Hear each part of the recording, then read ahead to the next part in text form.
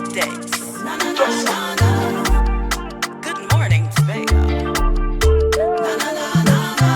Wake up with Kandace and Denise. Welcome back to Good Morning Tobago on Tobago Updates. Viewers, we are being joined right now by Mr. Darren Henry, who is the Assistant Conservatory of Forest from the Forest Department and Natural Resources and Forestry.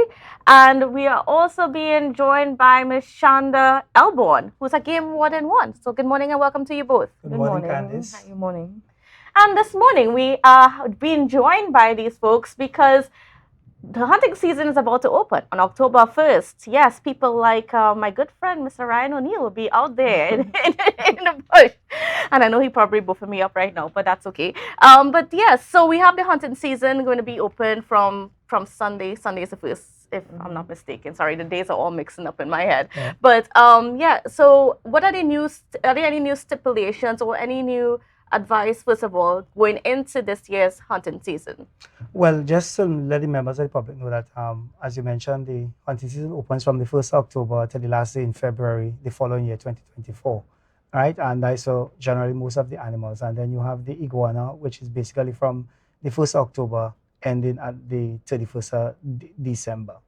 So basically, we have 2 months for the iguana hunting. Why, Ms. Shanda? Because of the laying of the eggs. We try to remember wildlife, we try to conserve wildlife, and that's the time when they look to lay. So if we interfere with them or hunt them when they're laying, it's less iguana for us in Tobago. Was it always like that, or has their breeding pattern changed over the years? Well, no, it wasn't all like that. What happened, the Zoological Society, along with UE, would have done some studies, and that would have indicated they would have made representation to the minister, because the time that time part of the open season is where basically the iguanas would be mating and laying basically. So and that is part of the whole open season. So they would have done the research and got the necessary data. So that would have influenced the policymakers in terms of changing the regulation. And I think that should be done for a lot more of the species that we have, because we have hunters who will say that they find whether some of the animals in young, etc. And those who are responsible will normally leave them, and those who might be a bit more irresponsible will normally just take them out of the system. Now, tell me about that whole responsible irresponsibility thing. When you come across an animal with the young and you take them out, what does that do for the population of the species? Well, it is similar to what we have noticed also. It's similar to people, the issue with the crabs. Some people know in Tobagonians, we don't take up crabs. I mean, crab is not on the wildlife schedule. But Tobagonians, we don't take crab when crab going to wash, that when they're going to wash eggs. But we would have noticed people doing that who are not, well, who don't know about the crabs are doing that. So what that does, that causes a drop or fall in the population. And it isn't sustainable, for want of better words. What can you tell us about the state of some of our wildlife right now in terms of the population? How healthy is the population? Well, in some instances, for example, the agouti, the populations quite high. We are concerned above the wild pig or quenk, because we have done some research in collaboration with UE in 2017, 2018. We didn't find any, but we have seen signs that some of them are still out there. You see, the larger the animal, the bigger the range, and Tobago is very small, 300 square kilometers, so those animals will require a larger range to roam. So then those are the animals that will become extinct first. Our bird population is doing quite well. We are concerned about the iguanas and the armadillos on the island. Because we are hunters, and then we have those who think that that all the animals belong to them and they can hunt when they want, how they want, and just hunt all during the year basically. So we are hunters and we are poachers.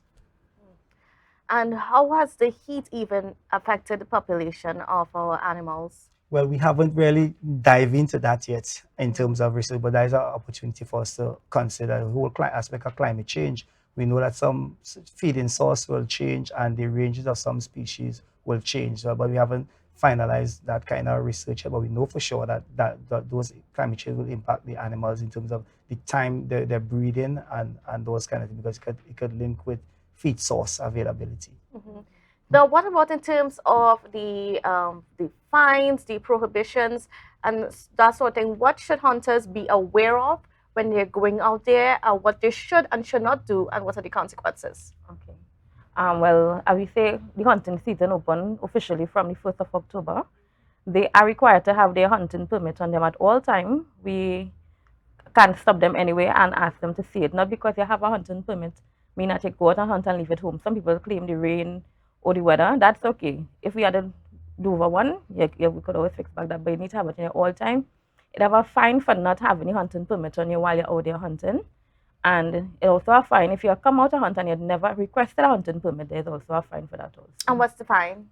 $50,000 hunting without a permit. If you didn't come for a permit and if we catch you hunting, that's $50,000. And what about animals that are unrestricted even in the hunting season? Well, you're not supposed to, and I think the fine for that is about 100,000. Over the last few years, the Minister of Finance, the policymakers will have readjusted the fines. So the fines are very steep now. 100,000 in some cases. For example, if you're hunting in a game sanctuary, and as Miss Elbourne Shanda would have said, $50,000 if you're hunting without a permit. So some people in Tobago feel because the season open, they could just go and hunt. A lot of them would be in for some surprises this year, because we plan to step up our game. I know we short staff, but we want to step up our game and collaborate with the other enforcement agencies in terms of assisting us with curbing this, because people go out to hunt and they just go out to hunt because one man have a permit. Everybody think they could go with this guy and get covered. Everybody who going out to hunt in a party must have their license. The license is $100, and one person could get a maximum of 3 hunting permits, basically. That's by regulation. Now, is there any consideration to amending things so that you can have, let's say someone goes with a permit, but they can only catch a certain amount of a particular animal? You're talking about bag limits. We have heard about it, but at this present time, there are no bag limits, which indicates a sense of the thing is basically unsustainable, right? In terms of that kind of hunting, because a guy could go out and catch 10, 13 because there's no official bag limits, and that's one of the things that the policymakers should think, because people have been advocating for those kind of things. And then when you do that, you had to have the necessary human resources to manage and monitor it properly. At this present time, we double up, triple up day and night. We try our best with our limited resources.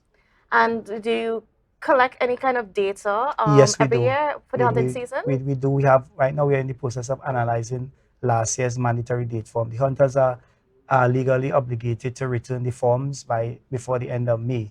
So Shanda, probably what we could when the season closes, right at the end of February, you have 1 month to dispose of all the animals that you have in your possession. You could sell, you could eat, you could cook all the animals in your possession, right? But after that, you can't hunt within that month. And after that, the hunters have to bring in a mandatory data form. So we normally look at the mandatory data form, see what is the quantity that is being extracted from outside, where the location, etc. So we're presently analyzing last year's one. A few years ago, we would have analyzed some of the mandatory data form and indicated to us, we knew what area most of the iguanas were coming out from and the quantity. So we try our best to kind of do the work. We have to do the work scientific as much as possible to inform our decisions, inform our patrols, inform our operations. And to add on that topic with the mandatory data form, we sell the hunting permits, as you know, in Victor E. Bruce Billen, Porterspin, In Scarborough. Trinidad, yeah.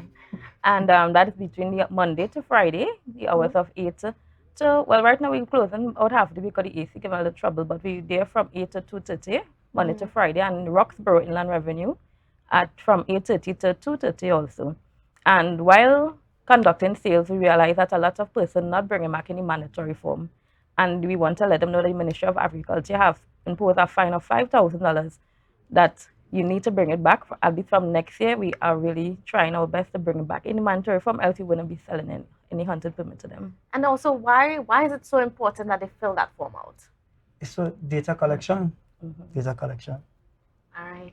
And then, is there any animal? Because I know that sometimes they're like in Tobago, because like depending on where you are in the country, things are different. Yeah. In Tobago, there are some animals that that we're pushing the hunting a bit more on. What are some of those? Well, most people, the iguana seem to be high on people's list, and also the agouti. Yeah, the three main permits And we sell is the agouti, the iguana, and the armadillo, which is the tattoo. That's the three main. But we also we sell one wild hog for this season so far, and we some Trinidadians came up and they bought the deer. The deer would have no burnt deer, but we have the deer also, and we have lap. That's that. Do And we cage have bird. deer in Cage Tobago? bird? no, we don't have No, any but we Tobago. still sell it. And we also have the cage bird, which is also the sell up here also. All right.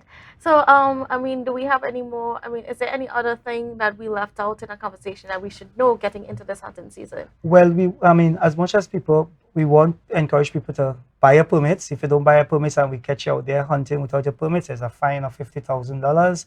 And please be safe out there going out. Ensure everybody have your permit. Ensure your safety, because sometimes you're out in the bush, in the forest, there's no reception. And there are no reception in some places. If there's an accident if there's an accident out there, there's no reception to get people out. And sometimes hours by the time you reach out, you could be in trouble in terms of your life. So we encourage people to be safe out if you're hunting in groups, but to ensure everybody have to have their permits when you're going out there to hunt. And to the difficult ones also, there's a $10,000 fine if we request your name and address and refuse to give it to us also. And additionally, I mean, we are young officers. Anybody there's a fine also if anybody assaults a forest officer or game one. The fine is $100,000, and there could be other charges affiliated with it also. So we're just encouraging people hunt sustainable, because we want all our grandchildren to see what a armadillo is or what a agouti is, because we have a lot of people who think that the resources belong to them only.